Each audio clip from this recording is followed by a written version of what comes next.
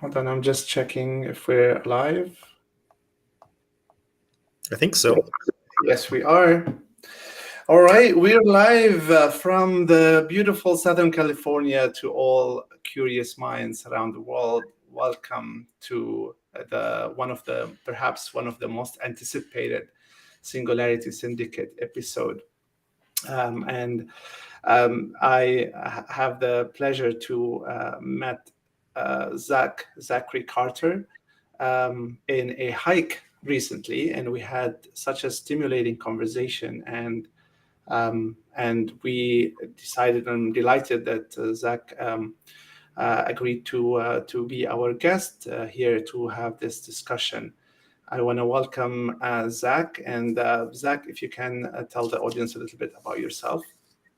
Yes, thank you, Naja. And yeah, I wanted to say yes to this invite to talk about artificial intelligence, in particular the future. Not only because I've worked as a software developer most of my professional career, but especially since a few decades ago, kind of reading about the general phenomenon of increasing complexity in our universe, in the sense of that artificial intelligence is a continuation of that kind of evolution of complexity, and it's something I read about probably decades ago and have continuously thought about. It's something I'm passionate and interested about continuing to explore potentially for my whole life. So I got excited when we were talking about it and you invited me, and thank you for letting me be here. Absolutely. It's a pleasure, Zach. And again, we've been doing a lot of webinars here on Singularity Syndicate, and it's our first actual interview. And I'm very excited because we're discussing the things that I enjoy discussing most, existential things, deep questions and stuff like that, like the future of artificial intelligence. And also we're going to touch on consciousness and what is it to be human and all of this important questions. But now I want to welcome the audience who are listening to this, and please feel free to chat with us, tell us where you're coming from, where you're listening from, and also we'd like to have an idea on how much do you really understand AI. So we want to know like what kind of audience we have, and how much do you really know AI. So from 1 to 10, let us know like how much do you understand it. And while doing that, make sure you subscribe to our YouTube channel. So I appreciate the support. We definitely need it. And yeah, whether you're on YouTube or Facebook or Twitch or Twitter and all over, we really appreciate your support, following and voting with your time, and we're voting with your clicks. So let's see. So now we have. I'm reviewing the chat. So there's like people from Los Angeles, CAD Design. Thank you for attending. LA as well. Sean Harris, welcome. Jessica, she's from Atlanta, Georgia, I guess. Georgia, right? Like I'm not very familiar with the U.S. Thing, acronyms. And then, okay, we've got Diana from Rancho Reina. Nice to see you again. Yeah, welcome everyone. So again, we'd love to know about your, like from 1 to 10, like how much you understand AI. In the meantime, we can start with talking about the purpose, the ever-evolving purpose of this platform, of this group. So Singularity Syndicate started as soon as ChatGPT. I think I have to tell the backstory. So the backstory is that I've been like you, Zach. I've been an advocate or an enthusiast about artificial intelligence way before ChatGPT came along. So I was reading about it. I read plenty of books about AI, and I was hoping that in my lifetime we can actually see something like that evolving. So as soon as ChatGPT came, I remember I was in the office and I saw the newsletter that I clicked on, and I was like, oh my God, this is happening. And I know it was just the beginning. So I was super excited. So the way I materialized that excitement was to create a group to see, is there anybody else excited about this technology like me? So I was looking for other people who are interested in this technology. And so I created Singularity Syndicate. And at first I was like, okay, let's raise awareness on ChatGPT. Let's say, okay, let me tell people like what is this technology, especially that I'm doing my master's in information systems and I'm like studying all of the technical side of things. So I wanted to share that knowledge. And then we start doing these webinars, and then these webinars, diverged into what we're doing right now, which is a discussion with industry experts like yourself. Like you've been working in Dreamworks, and you're a programmer, so you definitely know a lot more than me about the intricacies of this technology, and we'll come to define it at one point like later in the discussion. Um, then I read this book. So all of this happening was like, okay, let's share information. Let's share information with the people. Until I read this book that is called Scary Smart by Maud Gaudat. This book changed the frame from a technology that is developed by these big giant companies like OpenAI, Google, Facebook, all of this stuff, and we the people have no agency whatsoever. To a more of, this book changed my perception to a point like, no, we have agency. And what this book tells us, that we actually can control the AI child that we are raising. And it frames it in a way that the people, the general public, are the parent of this AI, because even the big companies do not have full control, or they don't even understand how AI works. So, which means that AI works with data, and we, the people, are the data. So if you're on social media and you're scrolling, if you spend time watching a piece of news that is strengthening the divisions in the American society, for example, it's that you are telling AI that this is what I want, this is the content I want, and then AI will obligely keep feeding you that division. And then now we have a divided society. Instead, if we collectively start to, be conscious about our behaviors on the internet, we parent this AI to be in the image of us. And if we're behaving well and we're doing good for humanity, we're back to basics, ethical, moral standards. Now we're teaching AI that this is the image of humanity that the AI has to build. And this is a very revolutionary concept, making me feel that Singularity Syndicate has a role to promote this kind of idea that we as human beings, or we the population, are the new parents of this AI child, and whatever we do will shape the future of that technology.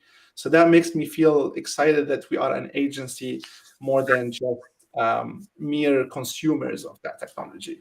If If that I makes may, if I may, Naja, just to expand on that some. First of all, I just wanted to say it's fascinating to me that we both, in thinking about this, preparing for this, kind of came to the notion that we're basically the parents of artificial intelligence, and I came to that independently, and almost the exact, like from a different place, but came to the same sort of conclusion. But it's, so you touched on kind of the I guess what I would call the analytics, the kind of popularity, the votes that we have by giving attention to certain streams of data, and that kind of guiding what's teaching AI what's important. But I think I'd go even farther and expand that and broaden that to basically the entire corpus of all written material that we've ever created. Because if we can assume that all of that is going to be ingested into digital form, most of it, I believe, probably already has been. And so basically, even things that were written, whether they be fiction or nonfiction, decades or even a century ago, is included in that. Since, at least for now, the main AI we're talking about is a language model, and it essentially has the ability to read all of the written form, everything we've ever written. And I guess it seems it hasn't quite done that yet. Just recently, I was asking very specific questions about specific books, and ChatGPT confessed to me that it hasn't actually specifically read all the books, but it's read reviews of them, and that's where it gets a lot of its synopsis from. But I think it's reasonable to assume at some point, given how much computing power that the cloud has, that it will eventually read everything. Absolutely. And you said something very interesting that I have one slide about, and I'm going to reveal the slide. So this is basically what ChatGPT, and this is the 3.5 version, was being trained on. And I happened to find this, like exactly the numbers, the quantity of tokens on the data sets. So it read, in terms of, there's like two collections of books. Collectively, ChatGPT read what's 55 plus 12, like 67 billion books, right? Like if we are humans, we want to read all of these books. Good luck, and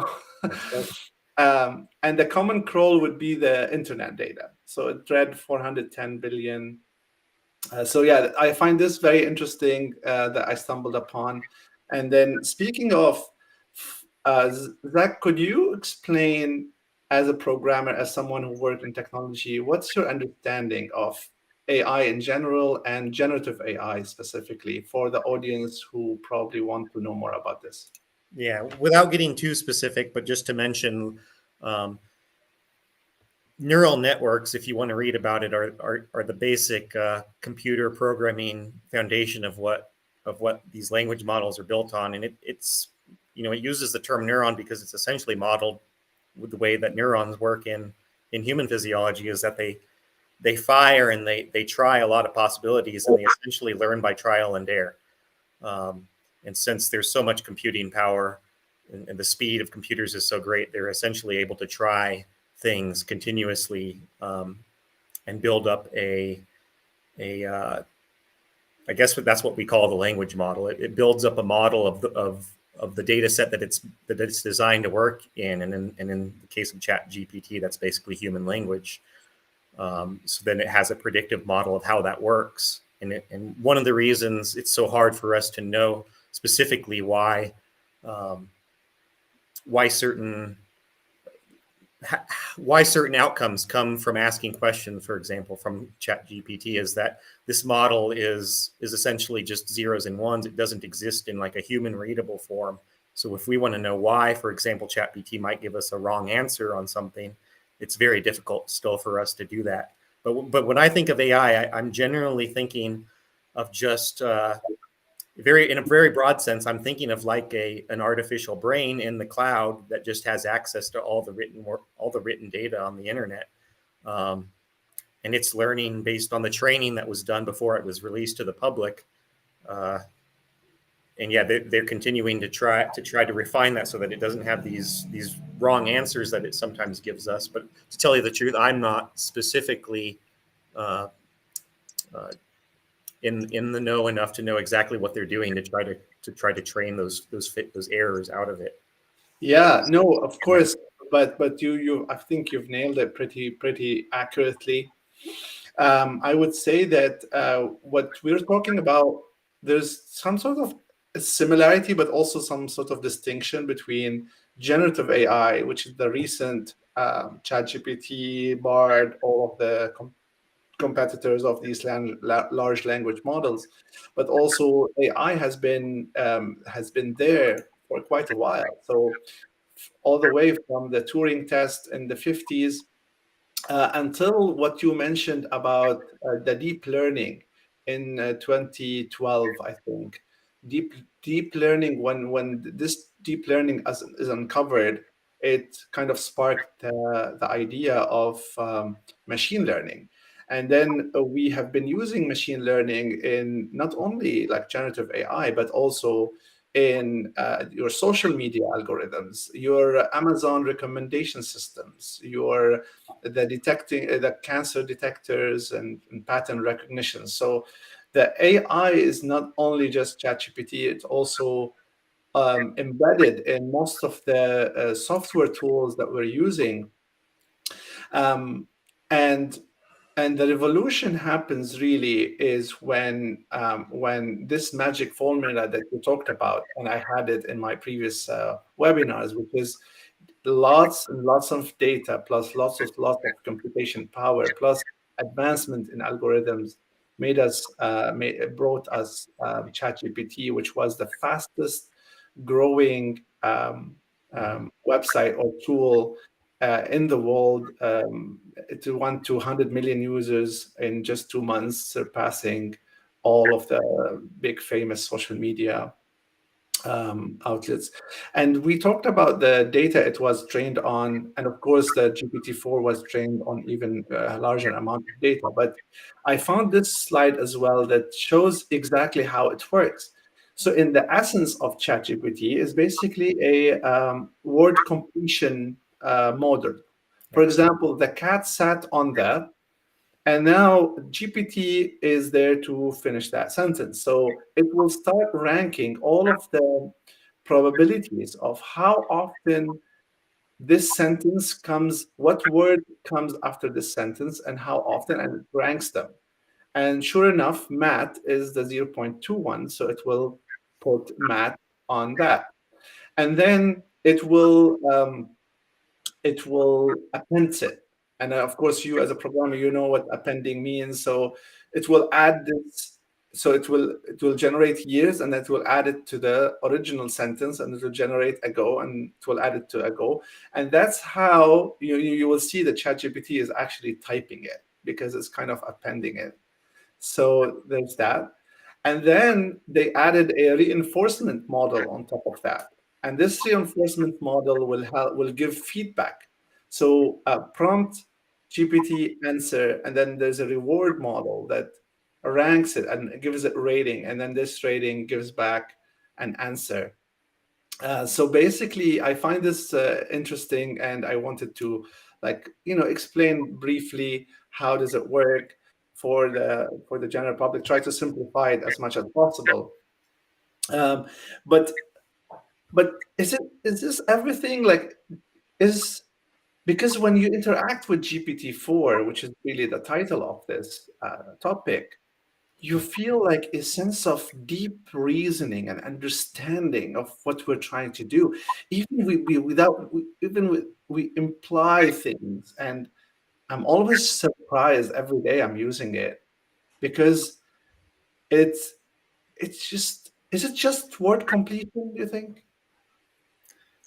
Well, the first question actually that comes to mind is that I don't know how it can just be that, is because how does it start? Because you don't give it even the start of what it says. So I don't personally understand where it gets the start on this stuff.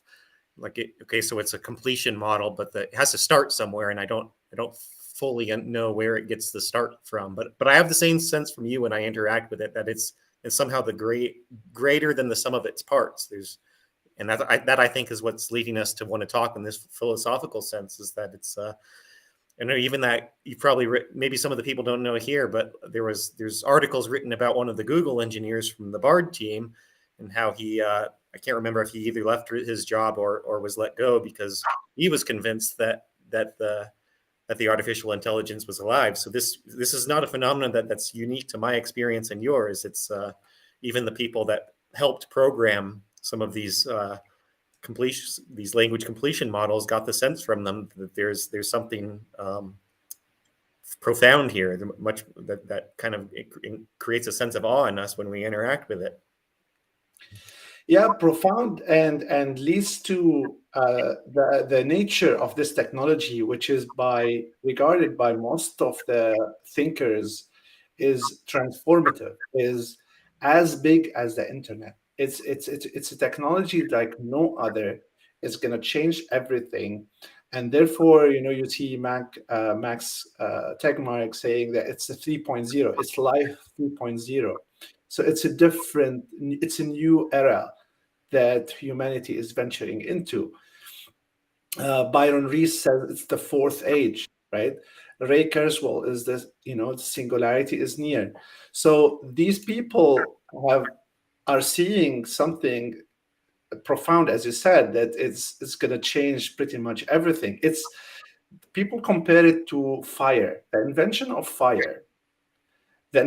fire did an amazing things, and this is coming from one of the books that I'm currently reading called The Fourth Age, which I mentioned, which is really fascinating, Zach. So what he's saying is that we were hunter and gatherers. We were like roaming around the forest and living day by day. But then we invented fire. And then what fire did is allowed us to cook food and therefore helps us with digestion. So it allowed us to consume more calories than with raw food. Even when you cook meat or when you cook plants, you extract more protein and more ingredients from them that is digestible to the human. So we managed to consume a lot of calories because of fire. So our brain starts to grow because where this calorie is going to go through, we have an excess of energy. So according to the author, it started growing our brain. And now when we have the brain, we invented language. And language allowed us to be the kings of the forest, because even if a lion can beat you and me in an instant, if in a fight, but the lion cannot beat me and you and 10 others working together. And this changed everything, because now we have language, we can communicate, and that the kind of technology, language and fire, are considered the artificial intelligence of that era. What do you think about that? And then yeah, go ahead. Yeah, well, that trend continues, and I don't know, is your next slide that showing that, because you were gonna Yeah, show how that just keeps going. Yeah, so fire and language, then the wheel, and the agriculture, Right. which And allowed. what the question that comes to mind when I see this, and I think I'll just ask it first before giving my opinion, is what is the trend? Because you notice you mentioned how, like, well, when we could cook, well, then we started to work together more, and then we became a more formidable force in nature. But that trend continues, and to me, I was mostly only thinking back in terms of about as far back as the Industrial Revolution, but certainly it goes all the way back to the beginning, like you're showing here. But what is the actual what over that entire time span? What is that essentially changing?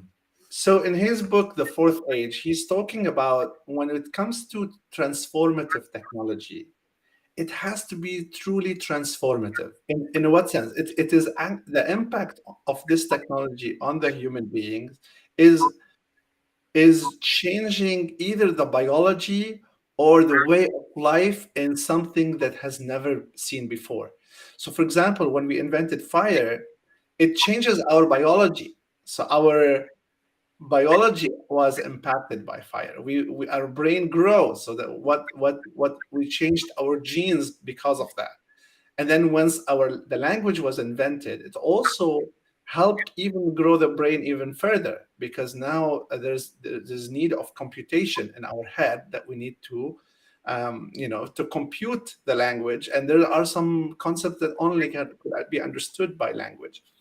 And then the agricultural, when we invented agriculture, it helps us be stationary, because before that we were just roamers. Like, we go from one place to another. With agriculture, we became stationary, and because agriculture required planning, we start having an idea of the future, like what is the concept of future, and that's what agriculture gave us.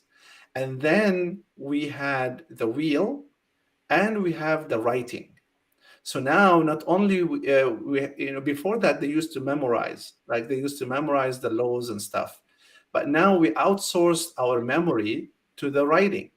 And now writing plus wheel, so this written, this knowledge, this mental intellect could travel from one place to another. So collectively, we become more aware, more knowledgeable. So this was the second revolution. And then the wheel and the steam engine pumped us into the industrial revolution, right? And then all the way leading to the computer and the internet, which led us to the artificial intelligence. So this is basically the historical snapshot of transformative technologies. And arguably, artificial intelligence is the next wave. That is.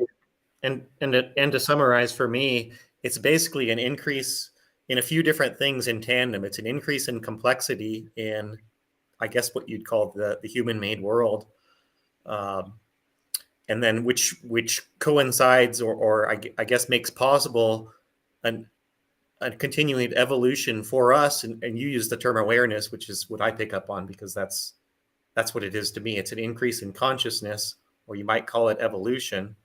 And it seems that to me that we are evolving together. So the complexity of what we're able to be aware of, or in a human sense, and the complexity of our built environment are together progressing towards greater complexity. And I think you'd call it an extension of evolution. So in a sense, with AI, I think this was an idea of Ray Kurzweil in that book, or one of his other books, that if you just think of evolution in the universe as a general phenomenon, that perhaps it crosses over from biology into machines.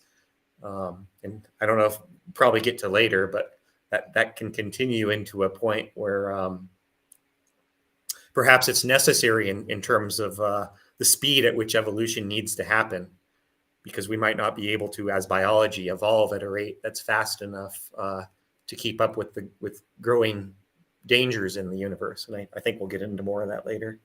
Yeah, absolutely. Now we're touching on the philosophy part. Like, are we really programmed to evolution must happen? Is this something that we're designed to do?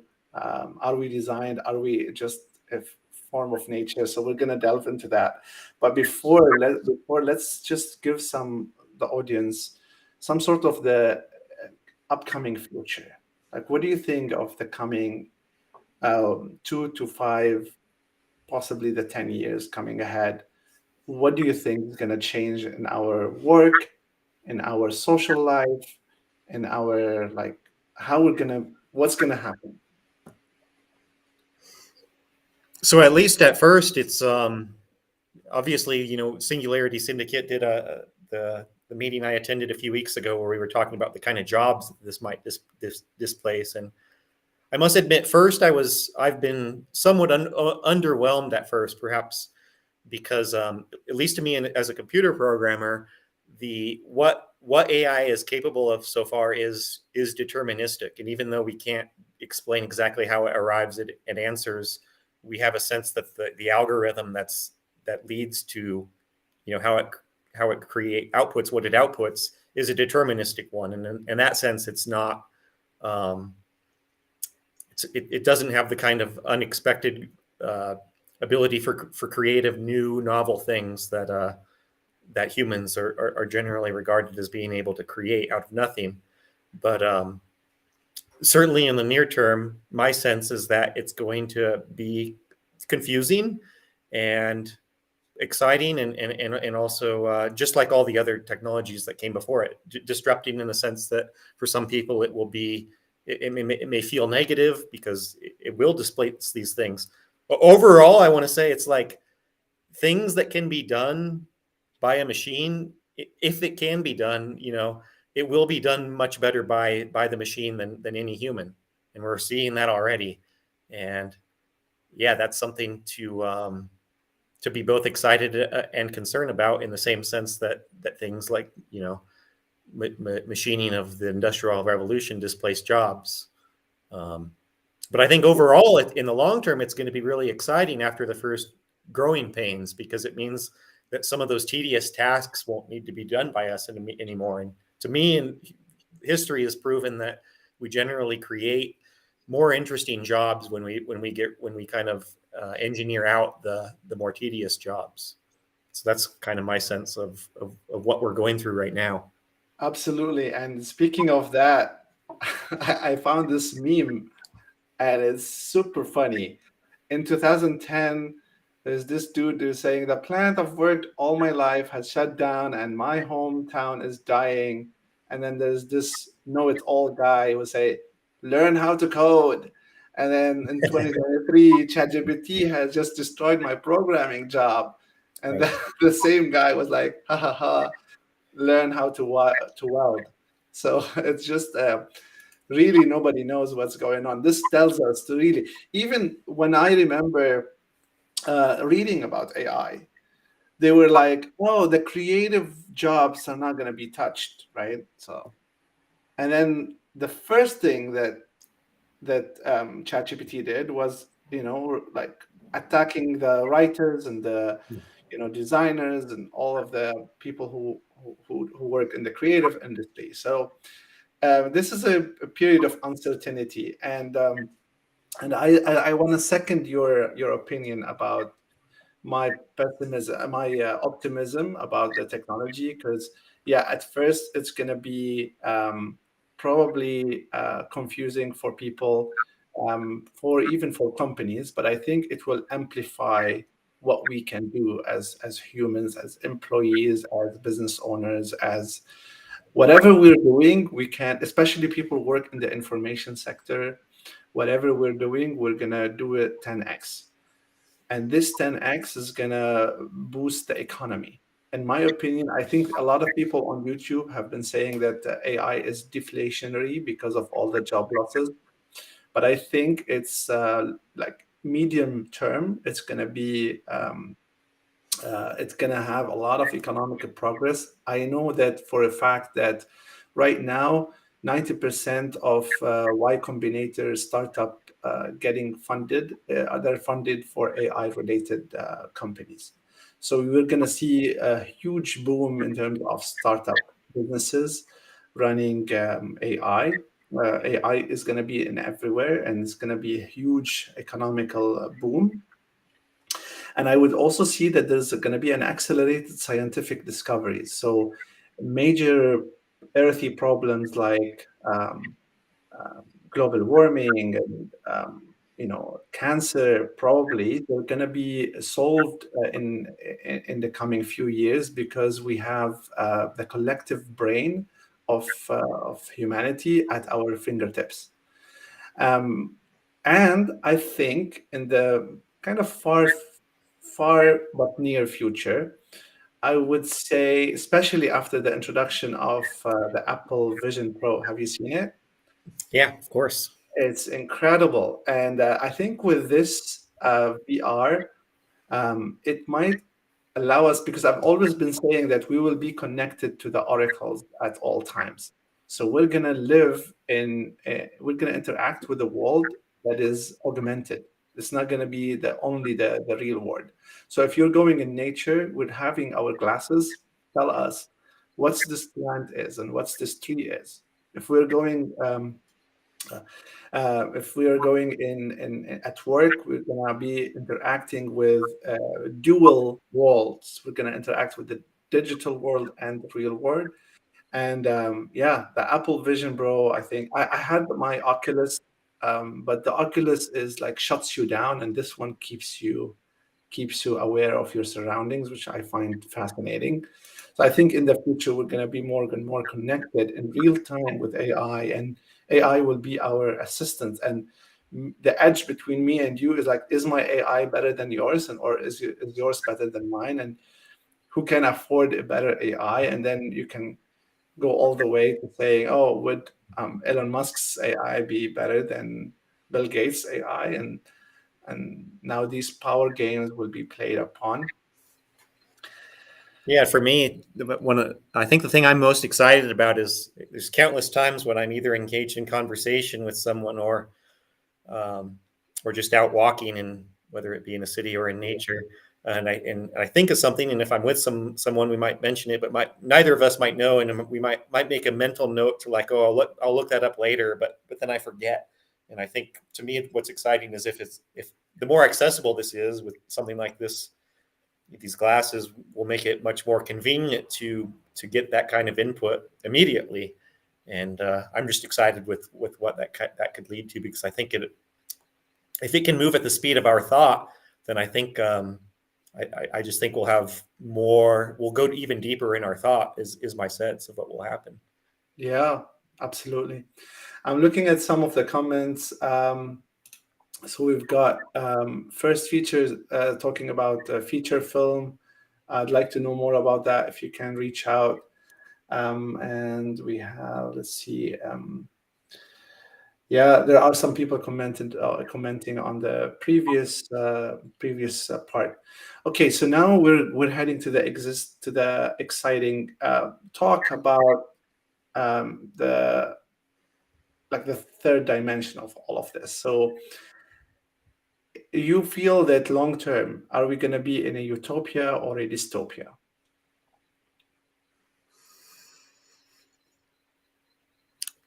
I guess I can start with, I think we're going to be in a utopia, and I guess let me explain why. The main thing I was excited to discuss today is this idea of goes back to the kind of parent-child relationship that we kind of both recognize with AI and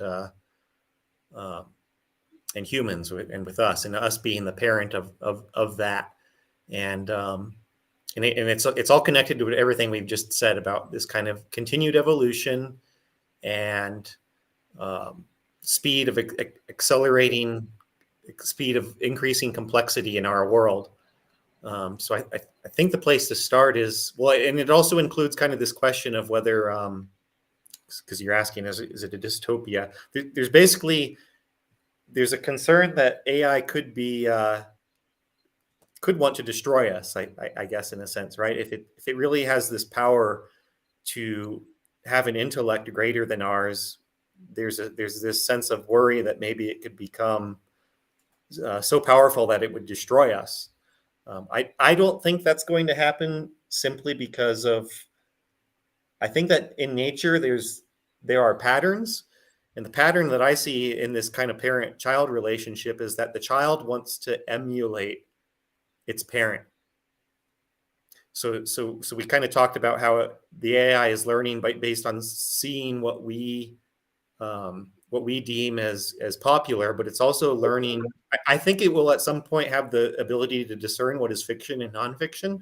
I think we can assume that, like human children, it will, if it doesn't already, eventually have that ability to discern between the two, and it's going to learn based on how we've treated each other, is my sense, and that's a great responsibility, because it means that it's even greater onus on us to treat each other equally. And it's scary to think that it's going to have access to learn about the wars, about Nazi Germany, and about slavery. It's going to know that. So, and I think this concept was explored. I have to bring in the film to it, since I worked in the film industry. I think that the notion was kind of explored in James Cameron's The Abyss, because in that film, it's not AI, but it's aliens had come to Earth, and they have the ability to manipulate water, and they're basically consuming.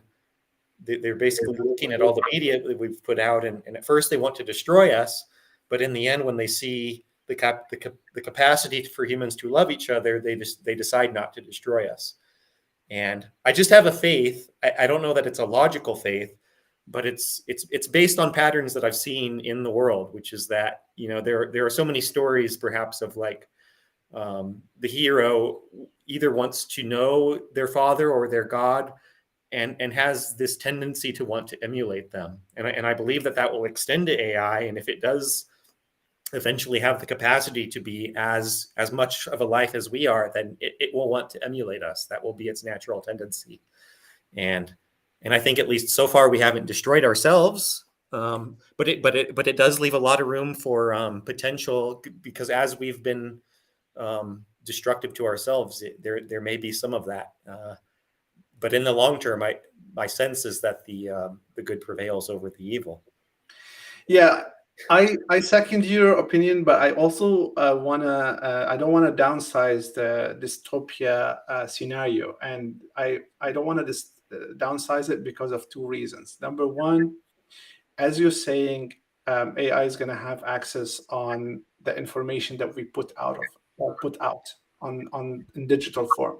Right. So the problem is that what if you look at the social media's landscape, what is the most talked about things? Do you see positives or negatives? So most of what is being talked about on the social media are the negatives.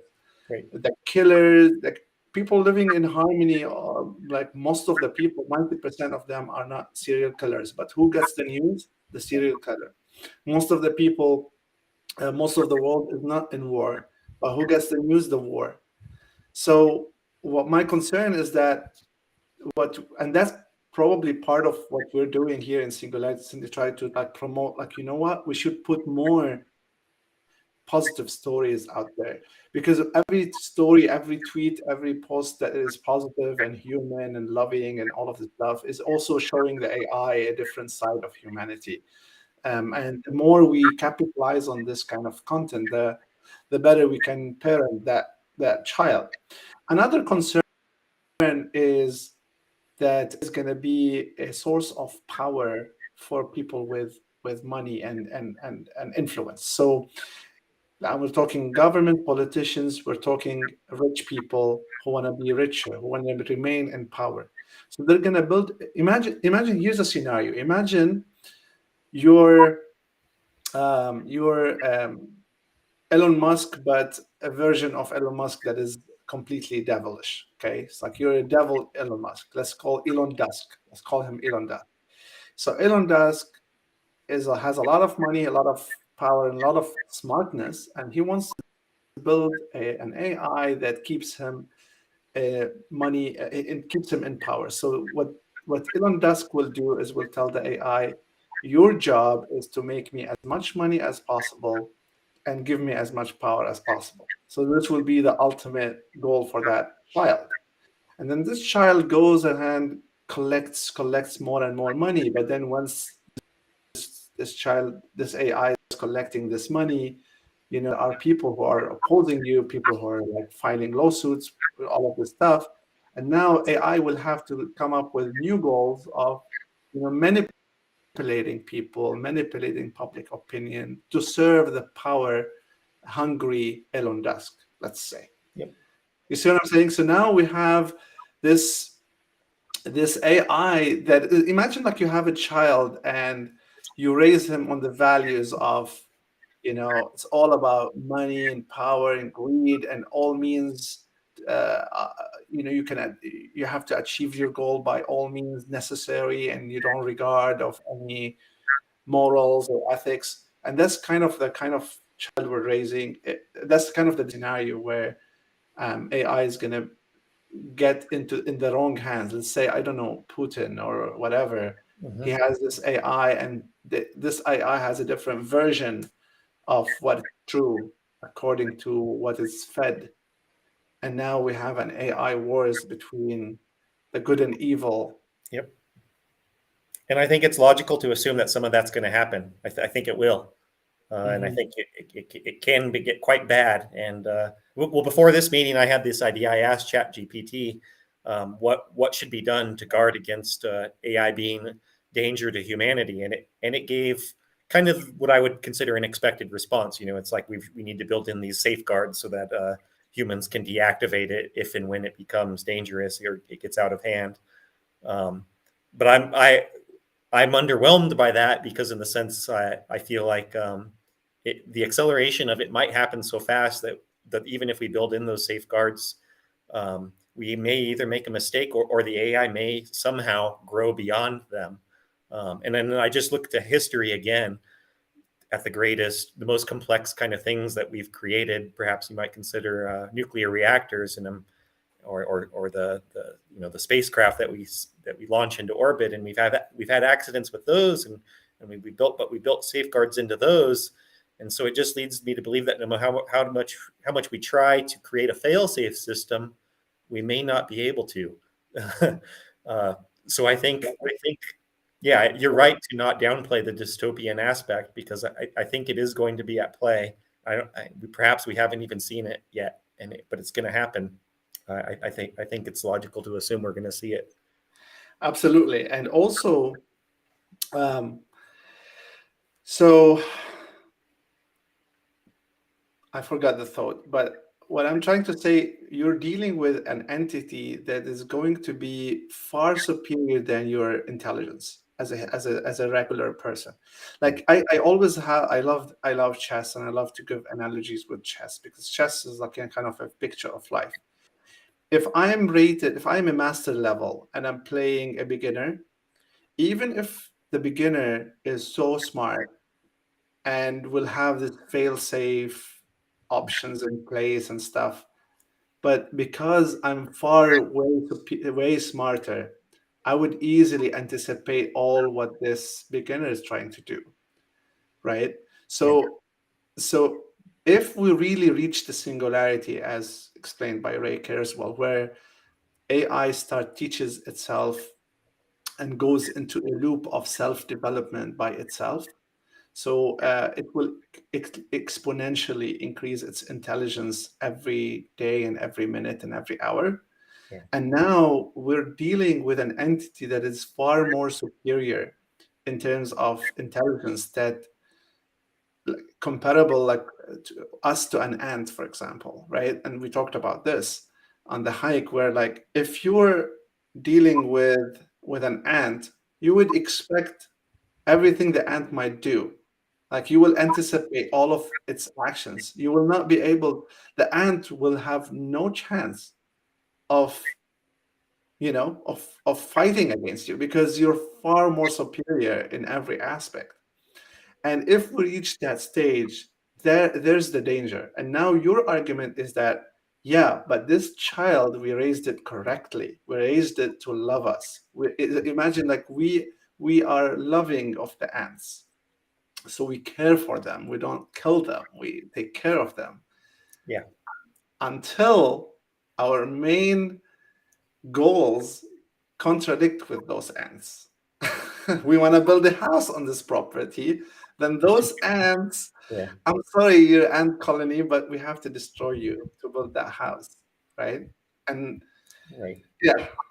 So here's a fascinating. So yeah, I think I remember Ray Kurzweil mainly. So when we haven't even talked about yet, like the fact that I think Ray Kurzweil put forward this idea that we kind of will depend on AI because life is becoming so complex that we may not be able to, like even me as a programmer, for example, like when I work on tasks that I'm given, can be very difficult because the complexity of the system that I have to understand is kind of usually too big for me to grasp a full picture. And I have to sort of stumble around and sometimes get lucky in order to fix like a software bug, for example. And in this sense, we're reliant on AI to cope with the increasing complexity in the world. But there's another side of this that occurred to me in thinking about our meeting today, which is it goes back to your timeline, but going back all the way to fire and agriculture, which is that I asked this question earlier and I forgot to mention the fact that, so we're basically getting more leisure time with the Industrial Revolution, all these advancements. One of the consequences is that people have more time available to themselves. And one of the thoughts I have is, I think I've noticed even just for myself and people that I know that, like, for example, meditation is becoming increasingly popular, even in just maybe the last 15 years. And I theorize that perhaps maybe we also evolve due to this increase in leisure time and ability to focus on tasks other than what we did in the past. We've had to focus a lot on just survival. Maybe we are able to expand our own consciousness at a rate that's keeping up with, if not outpacing, artificial intelligence. This isn't something I've heard much people talk about, but it's a thought that I've had that, for example, we've heard scientists say that we use a small percentage of our brain. And I might theorize that given artificial intelligence taking over the menial tasks of life, if we are able to focus more on things like leisure, like art, like exploration in meditation and that sort of thing, maybe we will gain access to dimensions of consciousness that we haven't had. And maybe is this theory of artificial intelligence becoming more capable than us may actually not be the case. Perhaps we are able to stay one step ahead of it because of this newfound space, if you will, for being able to expand our own capabilities. And But do you think the machine, speaking of consciousness, so do you think that human have a unique ability to be conscious, or do you think machines could also step on that giant? And what is consciousness in your head? maybe here is where I could introduce, in Western society, and I've had a little bit of exposure to like Eastern ways of thought that come mostly from yoga. And in particular, if others want to listen, Sadhguru is the guy who I was exposed to these ideas from. But mostly when we think of intelligence in the West, it comes from, in the East, what they would only consider one of really 16 kinds of intelligence that they've identified. But those 16 can be reduced into 4 basic categories. And intelligence, as it's regarded, say, in academia, is really only one of those 4.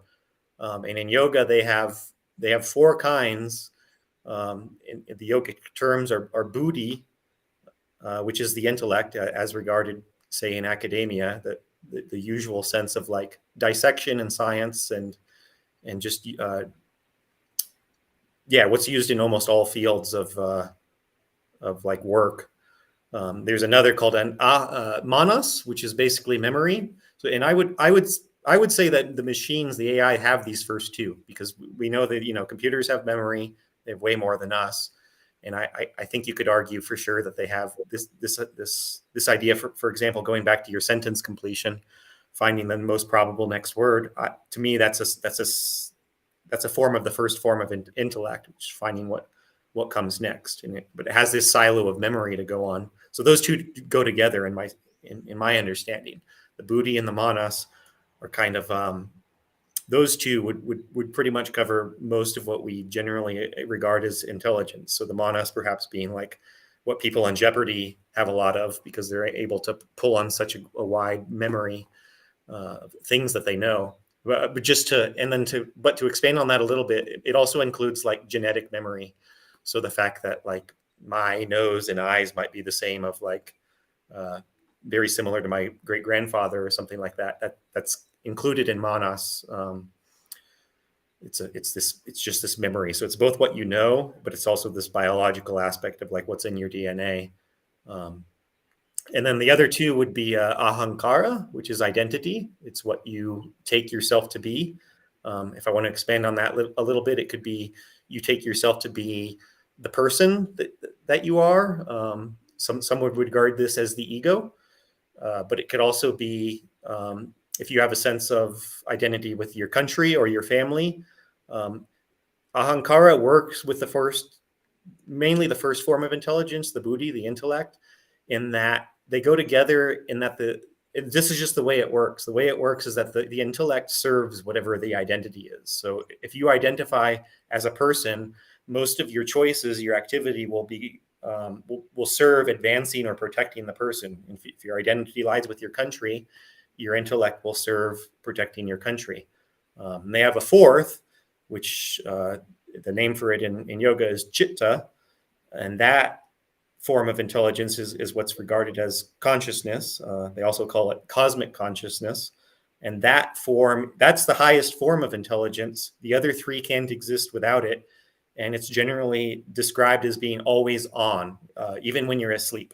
So sometimes we'll talk about being unconscious when you're asleep, but in the yogic understanding of chitta, consciousness, it's always on. And in that sense, you in your waking state, you can recall your dreams, and so that's But what is it? Conscious. Like, what is it? What is it? Like, is it like an energy? When you say cosmic, like, is it available in the entirety of the universe? what is it, and how does it interact with me? Does it make me?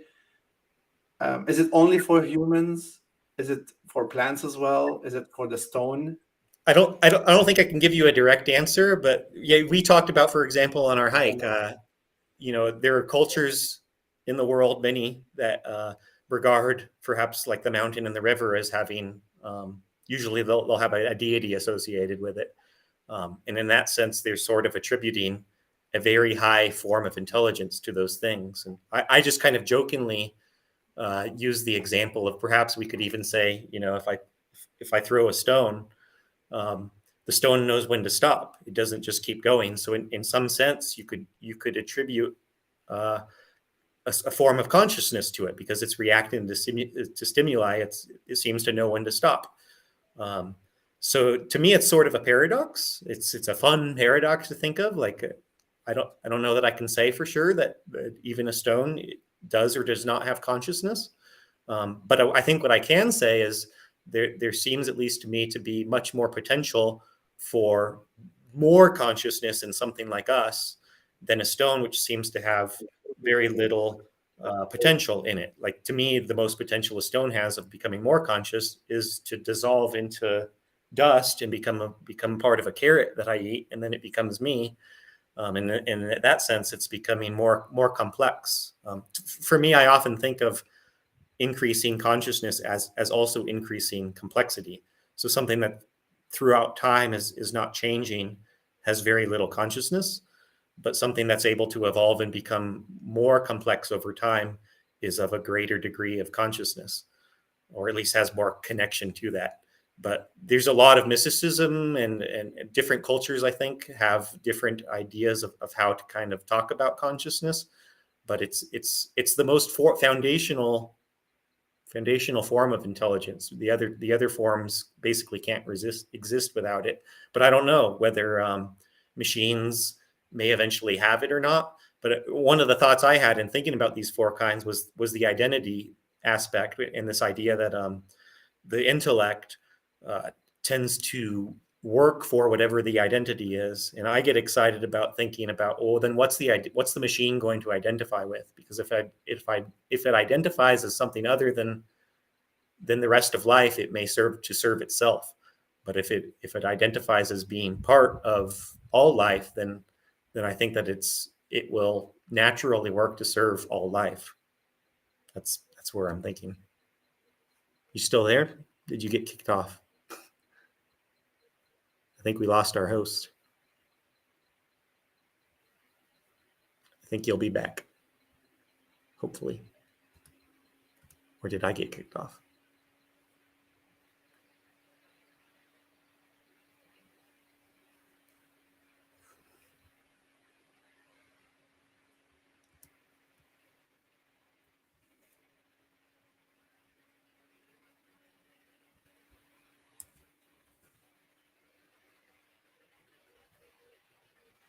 Yeah, you see me, but you guys don't see Naja, right?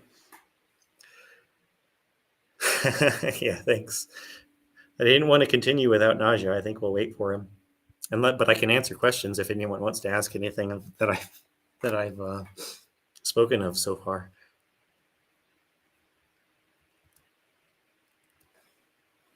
While we wait for Naja.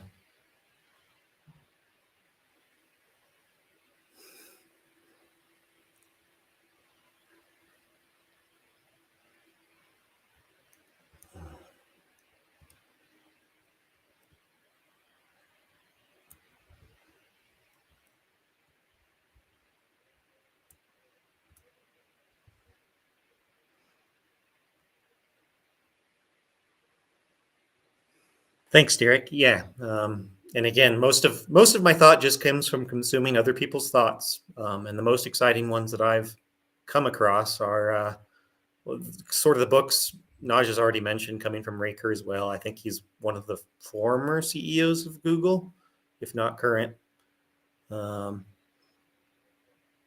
Entertainment industry can evolve.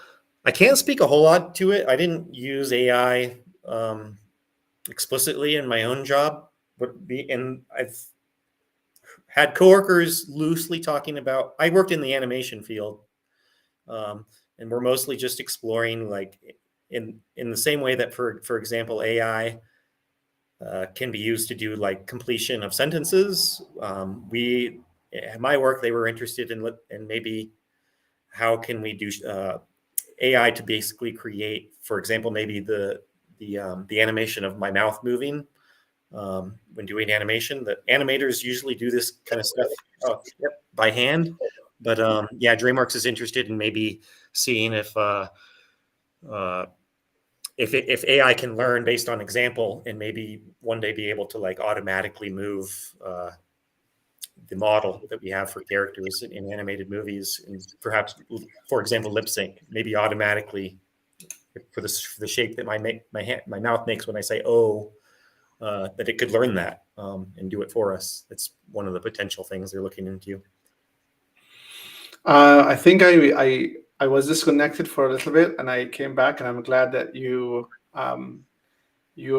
Question from the audience that somebody wanted to know if in what way AI might be used in the entertainment industry, and I can only specifically speak about in animation. Is the thing I'm most familiar with. That's great. Yeah. And I'm glad that you're taking questions, because this is kind of what we want to do as well. Yep. Like we have Jason, for example, who had two things. He said, what was the tipping point that made people start talking about AI much more recently, when AI has been developing and increasing exponentially in capability for years? Deep Blue, Watson, and now ChatGPT. So what do you think? I think it goes back to what we were talking about earlier. It's this sense of awe, basically, with chatting. I think since I learned what the Turing test is, and they teach us that in computer science school and university, I've always like wondered if I would one day sit at a keyboard terminal and feel like I was talking to a human on the thing. And yeah, I mean, I remember, and I will never forget the first time I talked to ChatGPT, and I was like, whoa, I was pretty surprised. Absolutely. I think the idea is because we started the texting, right? I think texting is a big cultural thing. Yeah. Yep. I think you got cut out again. Or did I? Shoot.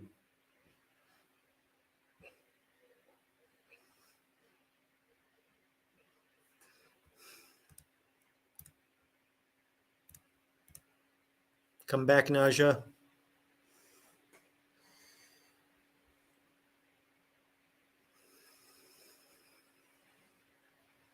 Yep.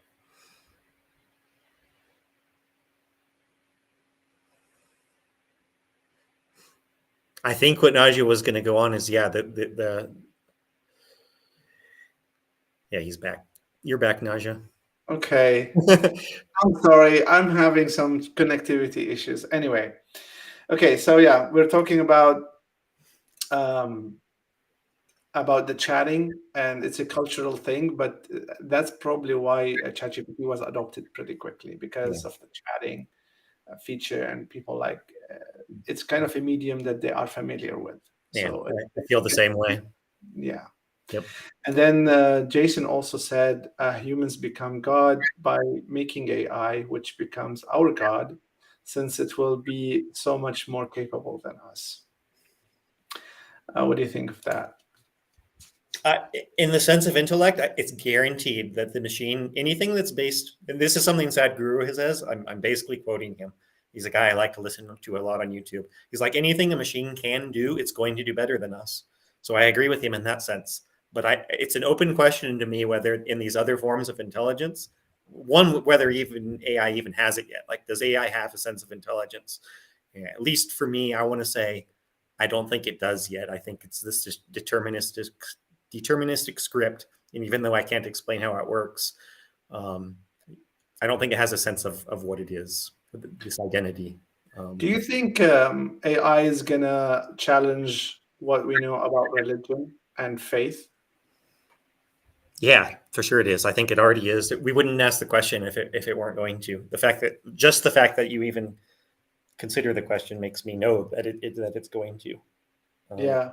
Yeah. Because when we talk about God, like it's, I don't want to offend anyone here, because I know it's a very controversial topic, but some people like would really think that, are we creating God? Like, are we did we just unleash God, or something like God, or maybe we mimicked the God that we learned from the scriptures, Right. and we kind of created an AI in that image or something. The way you just touched on is the way I've generally thought about it, because in nature there tends to be this fractal pattern. Anything you look at has like this infinite um, zoom. You could zoom out in and out infinitely, and the patterns repeat themselves. And I don't think that's just in the physical manifestation of reality. It's in the manifestation of behavior and action, and the things that get created. And so I think in that sense, you can look at macrocosms and microcosms, and they reflect each other.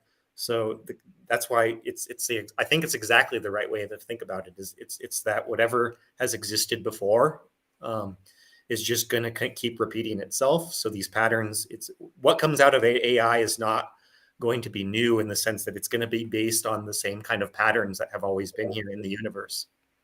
Absolutely.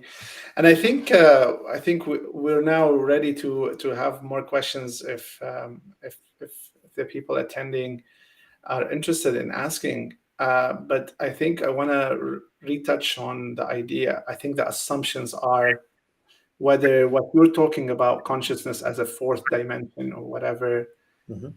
some people would regard that as wishful thinking, that we humans, we are striving to remain unique, striving to say, you know what, we machines cannot reproduce us.